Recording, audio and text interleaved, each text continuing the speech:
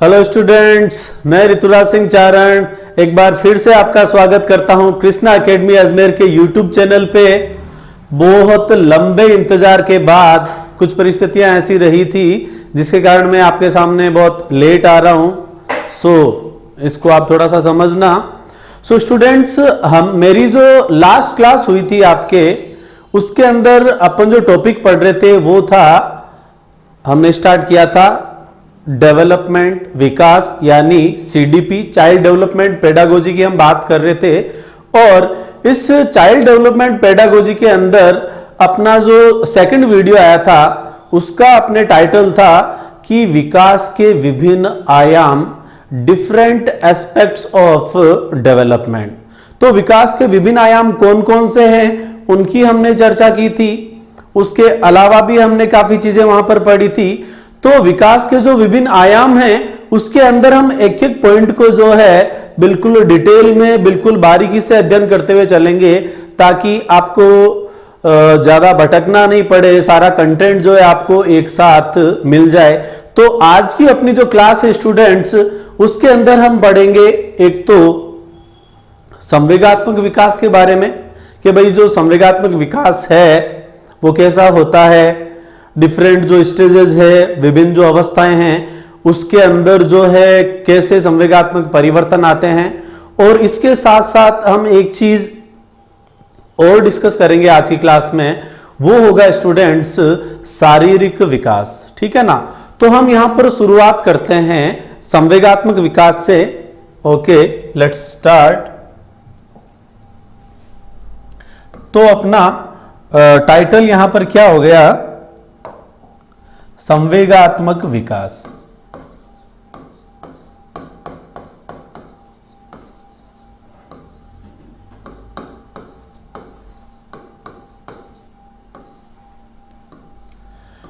आपको याद दिला दूं, थोड़ा रिमाइंड करवा दूं, जो विकास के आयाम थे उसके अंदर संवेगात्मक विकास, शारीरिक विकास, मानसिक या संज्ञानात्मक विकास, है ना, ऐसे बहुत सारे नाम हमने पढ़े थे। तो उनको एक एक पॉइंट के रूप में हम यहां पर पढ़ते जा रहे हैं। तो स्टूडेंट्स, हम पहले किसको डिस्कस कर रहे हैं, संवेगात्मक विकास को। तो संवेगात्मक विकास को जानने से पहले आपको यह पता होना चाहिए कि संवेग क्या होते हैं, इमोशंस क्या होते हैं, ये कब अराउज होते हैं, जागृत होते हैं, और विभिन्न अवस्थाओं में जो है इनका विकास किस हिसाब से, किस प्रकृति से इनका विकास होता है। तो स्टूडेंट्स देखिएगा, ये जो संवेग जो शब्द है जिसको हम कहते हैं इंग्लिश में इमोशंस, ठीक है।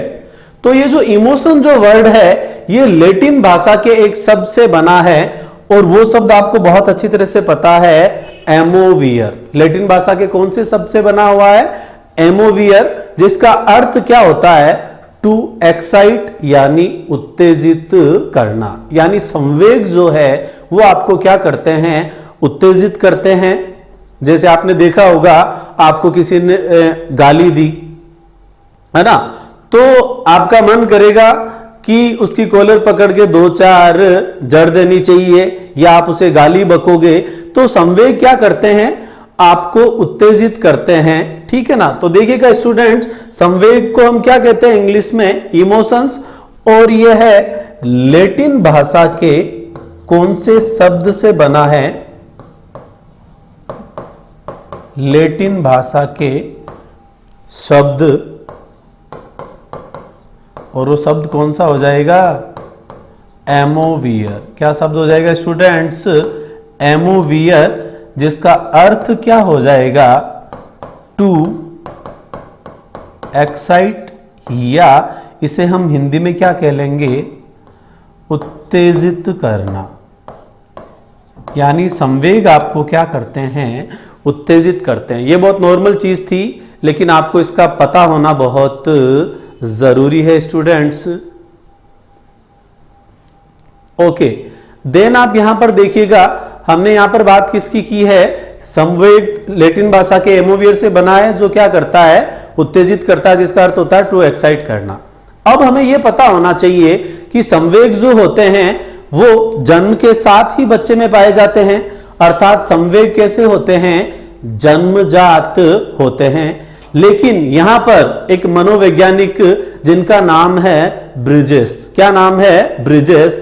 ब्रिजेस ने इस बात का खंडन किया है। ब्रिजेस कहते हैं कि जन्म के समय संवेग नहीं पाए जाते। जन्म के समय केवल और केवल क्या पाई जाती है? संवेदना या उत्तेजना पाई जाती है। लेकिन कॉन्सेप्ट क्या है? संवेग कैसे होते हैं? जन्मजात होते हैं। मैं दोनों ही चीजें लिख देता हूं, क्योंकि देखो मैं आपको, और जब हम आगे इसको एक्सप्लेन करते जाएंगे मैं आपको नए फैक्ट्स बताऊंगा, क्योंकि ये जो अभी हम जो जानकारी ले रहे हैं वो बहुत बेसिक है, आपको याद भी होगी, क्योंकि एग्जाम में ये दोनों तीनों क्वेश्चन आ भी चुके हैं। तो नए क्वेश्चन क्या बन सकते हैं वो अपना मेन फोकस रहेगा, लेकिन आपको सारी चीजें बेसिक्स आपको इसके बारे में बिल्कुल पता होना जरूरी है। क्योंकि आजकल क्वेश्चन कैसे आते हैं? निम्न में से असत्य कथन छांटिए। तो वहां पर आपको जब चारों पॉइंट पता होंगे तभी आप उसको क्लियर कर पाएंगे। तो देखिएगा स्टूडेंट्स, मैं इधर कुछ पॉइंट लिख रहा हूं। संवेग जो है वो कैसे होते हैं, शॉर्ट में लिख रहा हूं मैं, आप देखना। संवेग कैसे होते हैं? जन्मजात होते हैं। लेकिन इस बात का खंडन कौन करता है? अगला अपना जो पॉइंट आता है, नाम आता है स्टूडेंट्स आपके ब्रिजेस। और देखो इंग्लिश में थोड़ा प्रोनाउंसिएशन अलग होता है, कई बुक्स में आपको ये ब्रिजेस भी लिखा हुआ मिलता है, नॉट ए बिग डील, आपको याद होना चाहिए। ब्रिजेस ने क्या कहा है कि जन्म के समय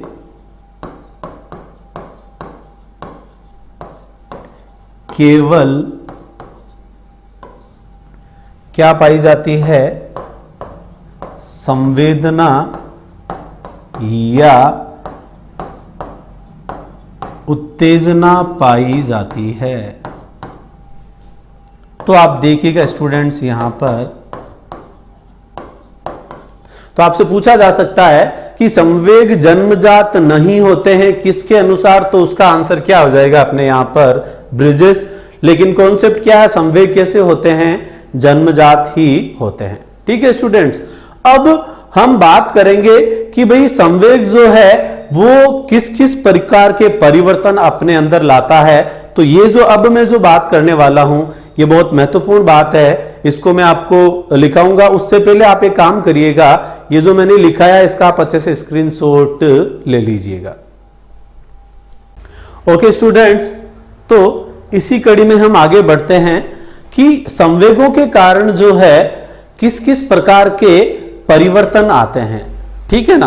तो संवेगों के कारण जो परिवर्तन आते हैं वो अपने लिए बहुत महत्वपूर्ण है। देखिएगा आप अच्छे से। देखो सबसे पहली चीज तो ये है कि संवेग जो हैं वो आपकी क्रियाशीलता में क्या ला देते हैं? कमी ला देते हैं। बहुत सिंपल सा मैं आपको एग्जांपल दूंगा, आपको बहुत अच्छे से समझ में आ जाएगा। आपने देखा होगा जब आपके संवेग आपके ऊपर हैवी हो जाते हैं, भारी हो जाते हैं, या आपके संवेग जब भारित हो जाते हैं, उस सिचुएशन में जो है ना आपका जो दिमाग है वो मतलब बिल्कुल उसकी जो एक्टिविटी है वो क्या हो जाती है? वहां पर कम हो जाती है। ठीक है ना? तो ऐसा आपको पॉइंट याद रखना है कि संवेग जो है वो व्यक्ति की क्रियाशीलता को प्रभावित करते हैं, बिल्कुल करते हैं, ये आपको पता होना चाहिए। फिर ये कैसे प्रभावित करते हैं? तो ये भी आपको पता होना चाहिए कि संवेग व्यक्ति की क्रियाशीलता को नेगेटिवली इफेक्ट करते हैं। इसका प्रभाव व्यक्ति के ऊपर कैसा पड़ता है? नकारात्मक प्रभाव यहां पर पड़ता है। क्योंकि आपने देखा होगा आप बहुत ज्यादा गुस्से में हैं या फिर आप बहुत ज्यादा एक्साइटेड हैं, तो वो सिचुएशन जो है आपका काम क्या कर देती है? बिगाड़ देती है। ऐसा आपके साथ हुआ भी होगा, आपने देखा होगा कि कंपटीशन एग्जाम आप कोई दे रहे हो, ठीक है ना, और स्टार्टिंग के जो 15-20 क्वेश्चन है वो आपको बिल्कुल आपको लगातार आ रहे हैं, दमादम आप आंसर दिए जा रहे हो, और आपको बस इसी चक्कर में क्या होता आगे फिर जो है, क्योंकि पेपर में तो हर टाइप के क्वेश्चन आते हैं, पेपर का लेवल थोड़ा सा आगे चेंज होता जाता है और आपको ओवर एक्साइटमेंट के कारण पता ही नहीं चल पाता और आप बहुत ज्यादा क्वेश्चन अटेंड कर देते हैं और उसका खामियाजा क्या भुगतना पड़ता है?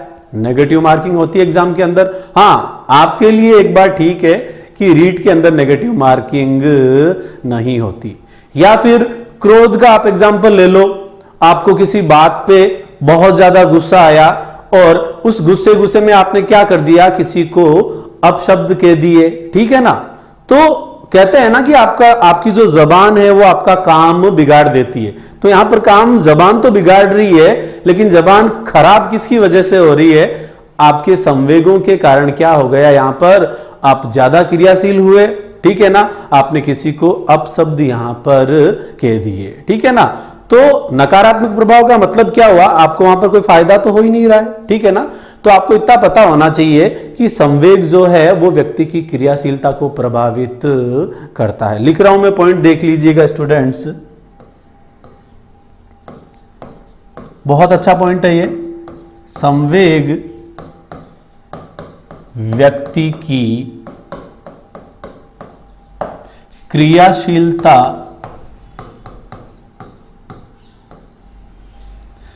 को प्रभावित करते हैं।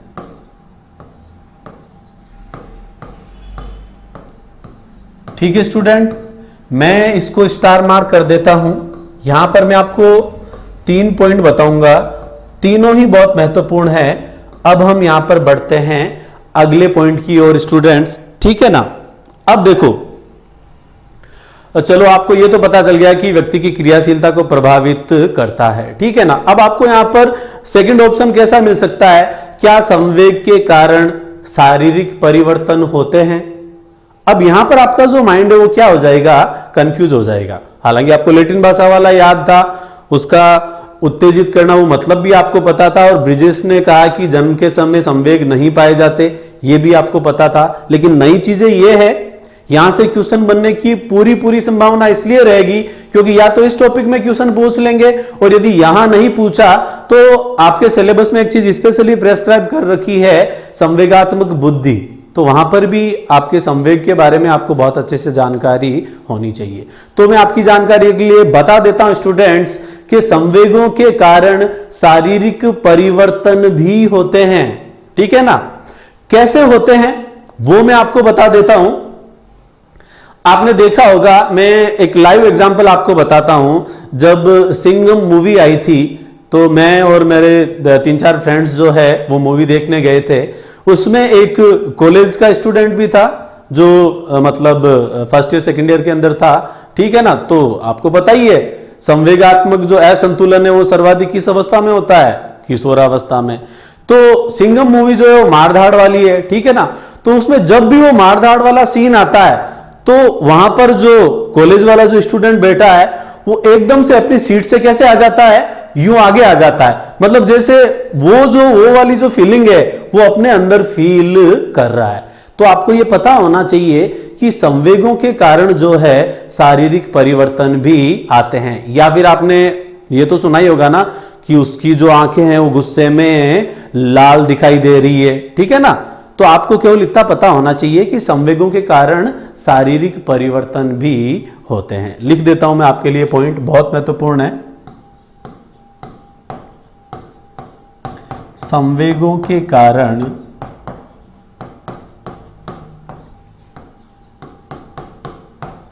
शारीरिक परिवर्तन होते हैं। बहुत अच्छा पॉइंट था। असत्य कथन में आपको यहां से पॉइंट मिलेंगे स्टूडेंट्स। अब यहां पर जो हम बात करने जा रहे हैं वो इन दोनों से भी ज्यादा महत्वपूर्ण है, ठीक है ना। आपको अगला पॉइंट ये पूछेगा, क्या संवेग जो होते हैं वो आपकी बुद्धि को भी प्रभावित करते हैं क्या, ठीक है ना। तो ये बताने से पहले मैं आपको ये बताना चाहूंगा एक पॉइंट और, कि देखो संवेग जो होते हैं ना वो जागृत तो अचानक हो जाते हैं, ठीक है ना, लेकिन उनको शांत होने में क्या लगता है, समय लगता है। संवेग जो है धीरे धीरे शांत होते हैं, ठीक है ना। तो मैं आपको बता देता हूं कि संवेग जो है वो आपकी बुद्धि को भी क्या करते हैं, प्रभावित करते हैं। कैसे प्रभावित करते हैं मैं आपको बता देता हूं। देखो संवेग जो है जैसे जैसे तीव्र होते जाते हैं, यहां पर एक कंडीशन समझना, संवेग जैसे जैसे तीव्र होते जाते हैं तो व्यक्ति की जो बुद्धि है उसमें भी धीरे धीरे क्या होने लग जाती है, कमी होने लग जाती है, और यदि ये बहुत ज्यादा तीव्र हो गए तो एक सिचुएशन ऐसी भी आ जाती है जब व्यक्ति की बुद्धि काम करना बंद कर देती है। कैसे, मैं आपको बहुत लाइव एग्जांपल यहां पर दूंगा। ये जो सिचुएशन है मोस्ट ऑफ जो है सबसे ज्यादा जिस अवस्था में देखी जाती है वो स्टेज है स्टूडेंट्स आपके प्रारंभिक किशोरा अवस्था, यानी 13 से लेकर 15 वर्ष की जो उम्र है, इस उम्र में ये सिचुएशन ज्यादा देखने को मिलती है। कैसे, मैं आपको बताता हूं। आपने आए दिन सुना होगा कोटा के अंदर सुसाइड के केस, ठीक है ना। क्लास टेस्ट चल रहे हैं या फिर आप एग्जाम दे के आए हो, उसका रिजल्ट जो है वो कैसा रह गया है, नकारात्मक रह गया है। बच्चा उसके रिजल्ट के बारे में लगातार सोच रहा है, ठीक है ना। वो सोच रहा है, वो थोड़ा नेगेटिव है, धीरे धीरे उसके अंदर नेगेटिविटी जो है वो घर कर जाती है, ठीक है ना। और वो ऐसा फील करता है कि यार मैंने 10th क्लास के अंदर मेरा ये रिजल्ट रहा था, मेरा 12th में ये रिजल्ट रहा था, और ये जो नीट वगैरह का जो मैंने एग्जाम दिया है इसके अंदर बिल्कुल विपरीत मेरा रिजल्ट आया है, और ये मेरी डिग्निटी से क्या है, बहुत कम है। यानी संवेग जब बहुत ज्यादा भारित हो जाते हैं तो व्यक्ति क्या कर लेता है, सुसाइड कर लेता है। या फिर आपने देखा होगा कोई व्यक्ति बहुत ज्यादा कर्जे में डूब गया है, या किसी को व्यापार में घाटा लग गया है। ये सारे नॉर्मल एग्जाम्पल है। आपको इतना याद रखना कि जैसे जैसे संवेग तीव्र होते जाते हैं तो बुद्धि के अंदर क्या आने लगती है, धीरे धीरे कमी आने लगती है, और एक स्टेज ऐसी आती है जब बुद्धि काम करना बंद कर देती है। और बुद्धि काम करना बंद करने का मतलब भी क्या है, छलांग लगा देना या पंखे के को फंदा लटका के लटक जाना। समझ गए होंगे, आपके बहुत लाइव एग्जाम्पल ये थे यहां पर। और आपने खुद ने भी देखा होगा जब आपको बहुत ज्यादा गुस्सा आ रखा होता है तो आपका दिमाग तो बिल्कुल क्या हो जाता है, एक साइड हो ही जाता है। अच्छे से याद रखना स्टूडेंट्स, मैं इस पॉइंट को इंपॉर्टेंट कर देता हूं। जैसे जैसे संवेग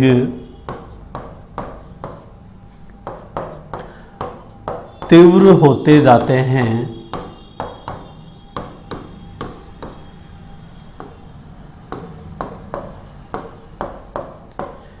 वैसे वैसे बुद्धि में कमी आने लगती है,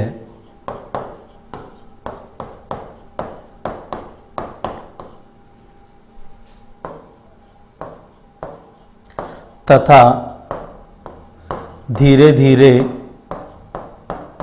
से यूं मेरी जिंदगी में आना नहीं, धीरे धीरे क्या होता है, बुद्धि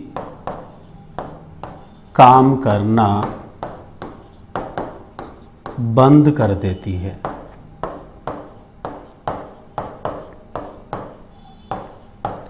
तो देखो, हमने एक कोटेशन तो आपने सुना होगा, शिव खेड़ा का बहुत पॉपुलर कोटेशन है कि suicide is not a permanent solution of A temporary problem, कि सुसाइड करना जो है, आत्महत्या करना जो है, वो किसी समस्या का परमानेंट समाधान नहीं है। लेकिन वास्तव में ये जो सिचुएशन है ये कब आती है, जब संवेग बहुत ज़्यादा आपके ऊपर हैवी हो जाते हैं, तो आपकी बुद्धि जो है वहाँ पर क्या हो जाता है, काम करना बंद कर देती है। ये तीनों ही पॉइंट बहुत अच्छे थे, जिसमें इसको मैंने इंपॉर्टेंट कर दिया, या आप इसको वेरी इंपॉर्टेंट कर सकते हो। ठीक है स्टूडेंट्स, आप सबसे पहले इसका स्क्रीनशॉट लो, बाकी की चीजें डिस्कस करते हैं।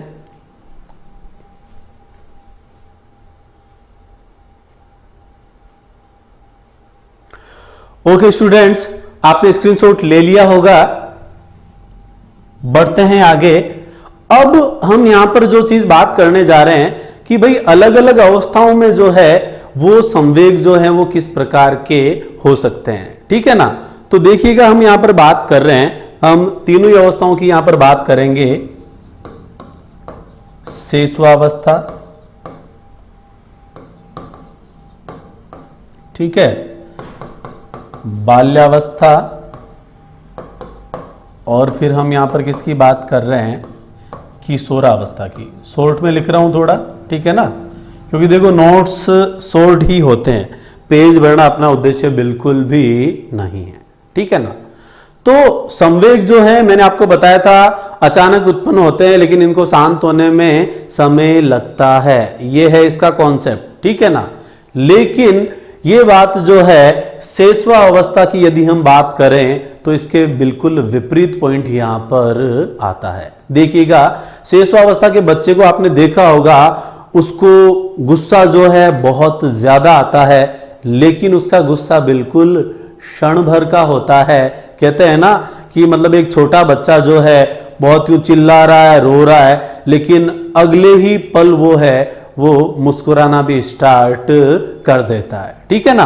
तो यहां पर संवेग जो है बिल्कुल आएंगे तो तेजी से, उत्पन्न तो अचानक से हो जाएंगे, लेकिन यहां पर शेषवावस्था के बच्चे के जो संवेग हैं वो कैसे होते हैं, क्षणिक होते हैं, यानी वो लंबे टाइम तक विद्यमान नहीं रहते। और यही यदि हम बात करें किस अवस्था की, किशोरावस्था की, तो यहां पर भी जो है बच्चे को जो गुस्सा है, किशोर को जो गुस्सा है वो कैसे आता है, बहुत ज्यादा आता है, ठीक है ना। तो देखना संवेग में थोड़ी सी सिमिलरिटी आती है, कौन सी अवस्था में, शेषवावस्था और किशोरावस्था में, लेकिन जो डिफरेंस क्या आ रहे हैं वो भी मैं आपको साथ बता रहा हूं, ठीक है ना।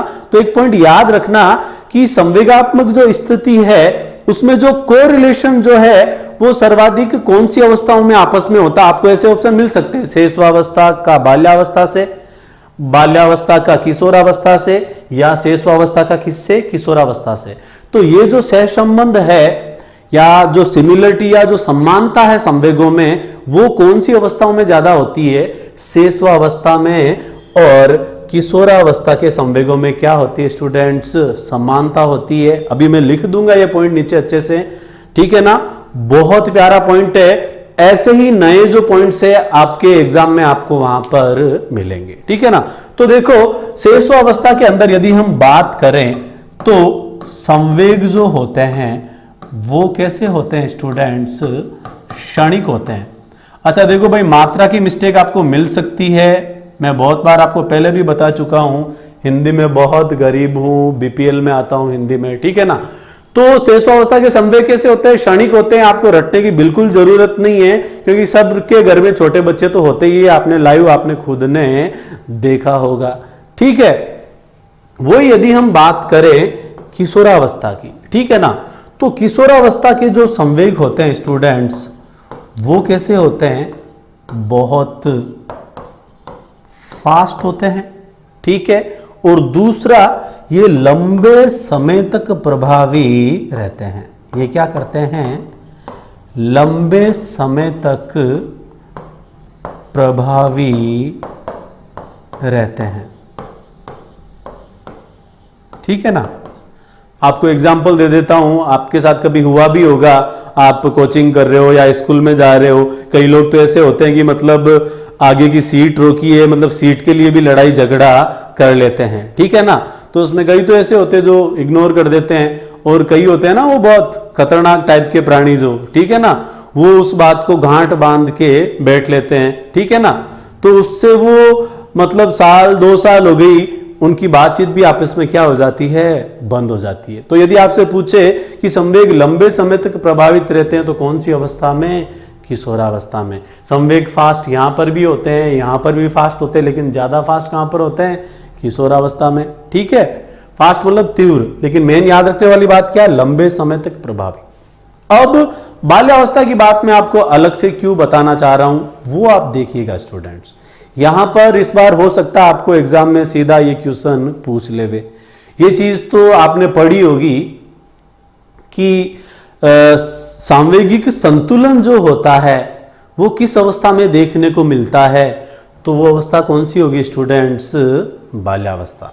ना तो संवेगात्मक संतुलन शेषवावस्था में पाया जाता है, और ना ही संवेगात्मक संतुलन कौन सी अवस्था में पाया जाता है, किशोरावस्था में।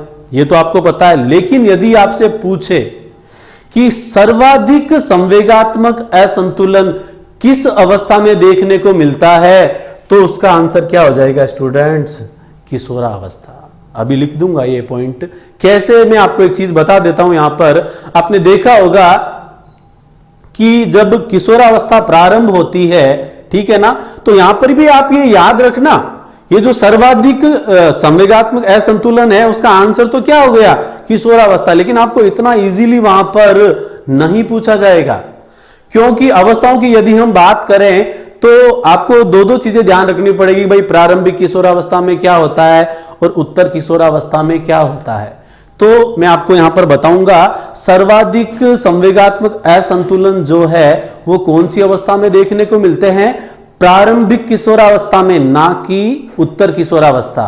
प्रारंभिक किशोरावस्था का मतलब उम्र कौन सी हो जाएगी आपके 12 से 15 वर्ष के लो या फिर 13 से 15 वर्ष के लो, ठीक है ना। और इसका रीजन भी आपको पता होना चाहिए, क्यों? क्योंकि प्रारंभिक किशोरावस्था के दौरान 12 से 15 वर्ष की उम्र के दौरान जो बच्चे के अंदर जो ग्लैंडुलर जो चेंजेस होते हैं, जो ग्रंथीय परिवर्तन जो आते हैं, और इसमें से भी खासकर जो सेक्स ग्लैंड्स जो होती है, यौन ग्रंथियां जो होती है, वो सर्वाधिक प्रभावित करती है। इसीलिए प्रारंभिक किशोरावस्था में सर्वाधिक असंतुलन देखने को मिलता है। अब मैं ये पॉइंट के रूप में लिख देता हूं, नोट डाल के अच्छे से याद रखना, लिख देता हूं स्टूडेंट्स।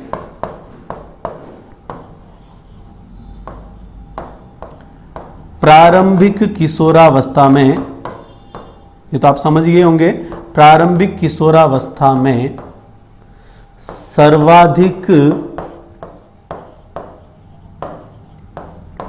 संवेगात्मक परिवर्तन कह लो, या एक वर्ड हम यहां पर क्या कह सकते हैं, असंतुलन भी कह सकते हैं। दोनों टाइप से क्वेश्चन पूछा जा सकता है कि सर्वाधिक संवेगात्मक परिवर्तन किस अवस्था में होते हैं, प्रारंभिक किशोरावस्था में। सर्वाधिक संवेगात्मक असंतुलन किस अवस्था में होता है, उसका आंसर भी आपके क्या आ जाएगा, प्रारंभिक किशोरावस्था, ठीक है ना। तो सर्वाधिक संवेगात्मक परिवर्तन देखने को मिलता है।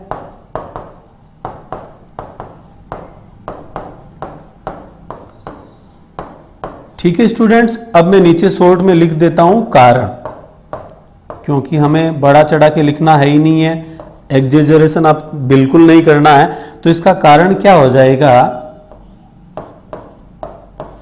ग्रंथीय परिवर्तन के कारण। ठीक है स्टूडेंट्स, अब एक चीज और मैं आपको बता रहा था, बाल्यावस्था में क्या मिलता है, सांवेगिक संतुलन देखने को मिलता है। लिख देता हूं यहां पर, बता दिया था वैसे मैंने आपको बोल के, सांवेगिक क्या पाया जाता है, संतुलन पाया जाता है। लेकिन यहां पर भी मैं आपको ये बात नोट डाल के बता देता हूं, क्वेश्चन इतना सीधा रीट जैसे एग्जाम में नहीं पूछा जाएगा। यदि हम बात करें बाल्यावस्था की, ठीक है ना स्टूडेंट्स, तो यहां पर आपको पता होना चाहिए बाल्यावस्था को भी दो भागों में, वही प्रारंभिक बाल्यावस्था और उत्तर बाल्यावस्था, ठीक है ना, प्री चाइल्डहुड और लेटर चाइल्डहुड, ठीक है। तो आपको यह पता होना चाहिए बाल्यावस्था की जो उम्र है वो क्या होती है, 6 से 12 वर्ष। यहां पर अवस्थाओं में बहुत फेयर है, अलग अलग ईयर्स आपको यहां पर याद रखने पढ़ेंगे, ठीक है ना। इससे रिलेटेड रीट में क्वेश्चन भी आया हुआ, क्वेश्चन क्या था वो भी मैं अभी आपको बताऊंगा, क्योंकि डायरेक्टली अभी इतने सालों से आप क्या पढ़ते आ रहे हो, शेषवावस्था 0 से 6, बाल्यावस्था 6 से 12 और किशोरावस्था 12 से 18। लेकिन अब जो क्वेश्चन है वो किससे पूछा जा रहा है, प्रारंभिक और उत्तर अवस्थाएं, चाहे वो बाल्यावस्था की हो, चाहे वो किसकी हो, किशोरावस्था की, ठीक है। तो बाल्यावस्था का जो प्रारंभ है वास्तव में वो कब से हो जाता है, 3 वर्ष से ही हो जाता। 3 वर्ष से लेके 10 से 12 वर्ष का जो टाइम पीरियड है, उस टाइम पीरियड को हम क्या कहते हैं, बाल्यावस्था। तो इसमें जो 2 से 6 वर्ष की जो आयु होती है वो पूर्व बाल्यावस्था की होती है, और 6 से 12 वर्ष की जो आयु होती है वो किसकी होती है, उत्तर बाल्यावस्था की होती है स्टूडेंट्स। तो याद रखना, जो पूर्व बाल्यावस्था जो है उसमें तो बच्चा बहुत ज्यादा एग्रेसिव टाइप का होता है, बिल्कुल भी सामवेगिक संतुलन नहीं होता है। तो आपको ये तो याद है कि सामवेगिक संतुलन किस अवस्था में पाया जाता है, बाल्यावस्था में। लेकिन आपको ऑप्शन मिलेंगे प्रारंभिक बाल्यावस्था, उत्तर बाल्यावस्था, प्रारंभिक किशोरावस्था, उत्तर किशोरावस्था। तो आप याद रखना ये कौन सी अवस्था में पाया जाता है, उत्तर बाल्यावस्था में, ठीक है। लिख देता हूं, कौन सी बाल्यावस्था हो गई स्टूडेंट्स, उत्तर बाल्यावस्था में। लिख देता हूं पूरा लैंग्वेज में ही, सांवेगिक संतुलन पाया जाता है। ठीक है स्टूडेंट्स, अब आप इसका एक बार अच्छे से स्क्रीनशॉट ले लीजिएगा। ये चीजें बहुत काम की थी, फिर आगे डिस्कस करते हैं।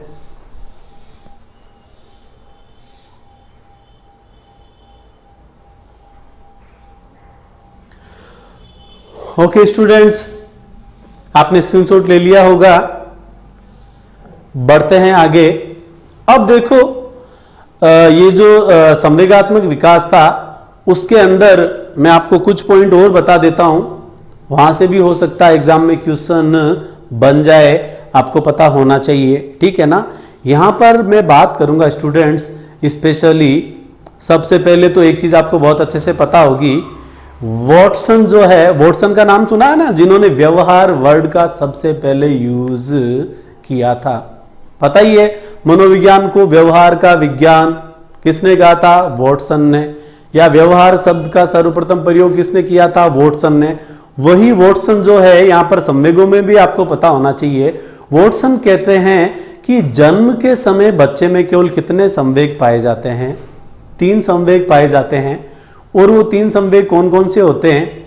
एक तो क्रोध, और एक आपके क्या हो गया? प्यार। भाई क्रोध का जस्ट उल्टा क्या होता है? प्यार होता है। और बीच में एक चीज आती है, और वो क्या है? आपके डर। ठीक है ना। तो ये 3 टाइप के जो संवेग हैं वो किसने बताए? आपके वॉटसन ने बताए हैं। लिख देता हूं, वॉटसन के अनुसार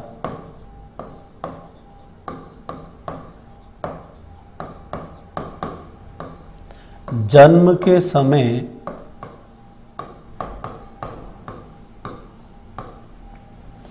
शिशु में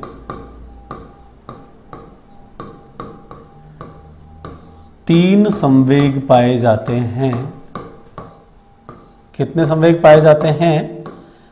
3 संवेग पाए जाते हैं। और ये 3 संवेग कौन कौन से हो गए स्टूडेंट्स? इनके मैं नाम लिख देता हूं आपके। क्रोध, भय कह लो या डर कह लो। ठीक है। और एक आपके कौन सा आ जाएगा? लव। ठीक है। या फिर इसको हम क्या कह सकते हैं? स्नेह कह सकते हैं या प्यार कह सकते हैं। ठीक है स्टूडेंट, तो ये पॉइंट आपको पता होना चाहिए। ठीक है। और दूसरी चीज ये भी आपको पता होना चाहिए कि 2 वर्ष की उम्र तक जो है वो लगभग संवेगों का क्या हो जाता है? विकास हो जाता है। ऐसे फैक्चुअल क्वेश्चन हालांकि आपको रीट में नहीं पूछे जाएंगे, फिर भी ये आपको इसलिए पता होना चाहिए क्योंकि ऐसा क्वेश्चन आ सकता है कि निम्न में से वॉटसन के अनुसार जन्म के समय कौन सा संवेग नहीं पाया जाता। तो जब आपको ये 3 ऑप्शन याद होंगे तो चौथा आप अपने आप वहां से क्या कर लोगे? अलग कर लोगे, उसको एलिमिनेट आप कर दोगे। ये पता होना चाहिए स्टूडेंट्स आपको। ठीक है। इसके अलावा अब मैं यहां पर बात करूंगा, देखो 2 चीजों की, वो बहुत महत्वपूर्ण है। ऑथेंटिक बुक की है, और आपने देखा होगा ऑथेंटिक बुक से हूबहू वही लैंग्वेज उठा के क्वेश्चन पूछ लिए जाते हैं। तो स्टूडेंट्स मैं यहां पर बात करूंगा, देखिएगा मैं पहले तो स्टार मार्क कर दूं। यहां पर हम बात करेंगे क्रोध की। किसकी बात करेंगे? क्रोध की। ठीक है ना। और क्रोध की जो हम यहां पर बात करेंगे वो किस अवस्था को लेकर कर रहे हैं? प्रारंभिक बाल्यावस्था को लेकर कर रहे हैं। किस अवस्था को लेकर कर रहे हैं? प्रारंभिक बाल्यावस्था को लेकर। अच्छा हाँ, एक पॉइंट मैं आपके लिए लिखना भूल गया था, अभी मैं लिख दूंगा। मैंने आपको बताया था ना कि संवेगों के अंदर जो समानता है वो किस अवस्था में पाई जाती है? शेषवावस्था और किशोरावस्था। देखो कोई चीज मान लो लिखना बाय द वे भूल जाए ना तो आप नोट कर लेना, क्योंकि सुन तो आप रहे ही हो। ओके स्टूडेंट्स, क्रोध की हम यहां पर बात कर रहे हैं। तो देखो क्रोध तो लड़कों को भी आता है और लड़कियों को भी आता है, लेकिन अब आजकल ऐसे क्वेश्चन पूछे जाएंगे कि प्रारंभिक बाल्यावस्था के दौरान क्रोध की जो मात्रा है वो किस में अधिक होती है? लड़के में लड़कियों में ऐसे ऑप्शन आपको, या ए व बी दोनों ऐसे ऑप्शन आपको वहाँ पर मिलेंगे। तो एक तो अपनी फितरत होती है ए व बी दोनों करने वाली, और रीट में नेगेटिव मार्किंग नहीं है तो टोरा तो मारना है ही है। लड़कों को लगेगा यार लड़कियों को ज़्यादा आता गुस्सा, लड़कियों को लगेगा कि गुस्सा ज़्यादा किसको आता है, लड़कों को। तो याद रखना स्टूडेंट्स, लड़के जो होते हैं वो ज़्यादा एग्रेसिव होते हैं, फायदा नहीं है एग्रेशन का। तो याद रखना, मैं यहाँ पर पॉइंट लिख देता हूँ, प्रारंभिक बाल्यावस्था में, ये पर्टिकुलर में कौन सी अवस्था की बात कर रहा हूँ, प्रारंभिक बाल्यावस्था, यानी उम्र कितनी हो गई, 2 से 6 वर्ष। ठीक है, प्रारंभिक बाल्यावस्था में लड़के लड़कियों की तुलना में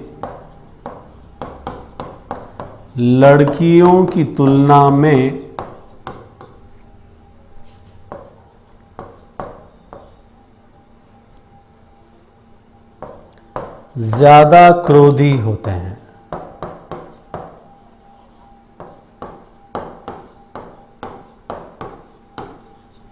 ठीक है स्टूडेंट्स, अब दूसरा यहां पर एक और हम पॉइंट की बात कर रहे हैं। आपने एक नाम सुना होगा, जीलस, ईर्ष्या, जलकुकड़ियां, है ना, ईर्ष्या की प्रवृत्ति पाई जाती है ना, आपने देखा होगा। पहले तो ये पॉइंट आपको पता होना चाहिए, जब मैं आपको अवस्थाएं पढ़ाऊंगा वहां पर एक्सप्लेन करूंगा, फिर भी चलो पढ़ रहे तो थोड़ा बता देता हूं। ईर्ष्या की भी जो प्रवृत्ति होती है ना स्टूडेंट्स, वो पूर्व बाल्यावस्था में सर्वाधिक देखने को मिलती है। आपने देखा होगा एक बच्चा जो है वो वहां पर उसके पास में साथ में कोई और बच्चा आया हुआ है, और यदि वो दूसरा बच्चा उसकी माँ की गोद में भी जाके बैठ गया ना, तब वो दूर से ही रोना स्टार्ट कर देता है। तो बहुत ज़्यादा ईर्ष्या की जो प्रवृत्ति होती है, या ईर्ष्या की प्रवृत्ति जो है वो सर्वाधिक कौन सी अवस्था में देखने को मिलती है, प्रारंभिक बाल्यावस्था, यानी 2 से 6 वर्ष। ये हम डिटेल अलग पढ़ेंगे। अभी मैं आपको जो पॉइंट बताने जा रहा हूँ वो आपको ये देखना है। यहाँ पर हम 2 चीज़ों की बात करेंगे। एक तो आपके आता है ईर्ष्या। अब यहाँ पर एक बहुत ही अजीबोगरीब, बहुत ही क्लिष्ट भाषा में एक वर्ड मिलता है। ईर्ष्या को हिंदी में एक और नाम देते हैं, मुझे गलती से याद रह गया, डाह। अब आजकल क्या होता है ना, एज इट इज वही लैंग्वेज दे देते। मान लो आपको ईर्ष्या दिया ही नहीं और आपको क्या दे दिया, हिंदी में डा। और कई होते हैं ना मातृभाषा के बहुत ज्यादा ही तकड़े वाले प्रेमी, जिनको मतलब ही नहीं है कि ईर्ष्या को जीलस भी हम कहते हैं, तो उनके लिए ये वर्ड याद रख लेना। इंग्लिश टर्म भी मैं यहाँ पर लिख देता हूँ स्टूडेंट्स, जीलस। तो ईर्ष्या या जो डाह की जो प्रवृत्ति होती है वो ज्यादा किस में होती है, लड़कियों में ज्यादा होती है। और प्रारंभिक बाल्यावस्था के साथ साथ ये प्रवृत्ति लगातार जो है लड़कियों में हमेशा ही ईर्ष्या की प्रवृत्ति क्या होती है, ज्यादा होती है। आपने देखा भी होगा, कोई नई ड्रेस पहन के आई है लड़की, वो अच्छी भी लग रही होगी, लेकिन बस आपको तो क्या हो रही है, ईर्ष्या हो रही है। यार ये इसकी जो ड्रेस है वो गॉडी ज्यादा लग रही है, बहुत मतलब यूं भड़काऊ लग रही है, मजा नहीं आया। ठीक है ना, अब वो अच्छी लग रही है लेकिन मजा किसको नहीं आ रहा है, जल कुकड़ी, ईर्ष्यालु लड़की को वहां पर मजा नहीं आ रहा है। ठीक है ना, ये प्रवृत्ति आपने देखी होगी, आगे भी देखी होगी। कई बार ऐसी सिचुएशन आती है, आप जो है अपनी गर्लफ्रेंड के साथ जा रहे हो या अपनी बीवी के साथ जा रहे हो, ठीक है ना, आप निकले, मतलब वो मतलब साधन चल रहे, वहां पर भी नोटिस कर लेते हैं, आपने उसको देखा वो कैसी लग रही थी। अब भाई साहब वो बंदा क्या बोले, वो बिल्कुल भी ऐसे सही नहीं लग रही थी ये वो, तो बेचारा वो बोलेगा आप तुम्हें क्या करना, छोड़ो, इग्नोर करो। ठीक है, और यदि आप गलती से कह दो देखा उसको वो सही लग रही थी या वो कैसी लग रही थी, आप बड़ा गौर से देख रहे हो उसको, मतलब समझ गए होंगे आप, बैंड बजना वहां पर तय है। आपको केवल इतना पता होना चाहिए, ईर्ष्या या डाह की जो प्रवृत्ति होती है वो लड़कियों में क्या होती है, ज्यादा होती है।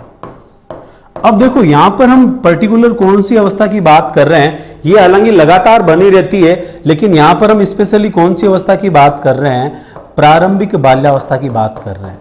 क्योंकि यहां पर जो आपको क्वेश्चन पूछा जाएगा वो किस अवस्था को लेके पूछा जाएगा, प्रारंभिक बाल्यावस्था। भाई आगे तो चलो आपको पता भी है, प्रैक्टिकली आपको अनुभव भी किया होगा, लेकिन प्रारंभिक बाल्यावस्था में भी ये प्रवृत्ति ज्यादा किस में होती है, लड़कियों में। अब एक और नाम यहां पर आता है अफेक्शन, जिसको हम कहते हैं स्नेह कह लो, या हिंदी का एक बहुत अजीबोगरीब वर्ड आपको यहां पर देखने को मिलेगा। अफेक्शन को हम प्रॉपर हिंदी में कहते हैं अनुराग। तो याद रखना, प्रारंभिक बाल्यावस्था में जो अफेक्शन की जो प्रवृत्ति होती है, जो अनुराग की जो प्रवृत्ति होती है, या जो स्नेह की जो प्रवृत्ति होती है, वो बजाय लड़कों के किस में ज्यादा पाई जाती है, लड़कियों में ज्यादा पाई जाती है। याद रखना, ये पॉइंट आपसे पूछा जा सकता है, क्योंकि ये तो लगभग सबको पता होता है कि ईर्ष्या की प्रवृत्ति किस में ज्यादा होती है, लड़कियों में। तो ये पॉइंट मैं आपको अलग से लिख दे रहा हूं यहां पर, अनुराग,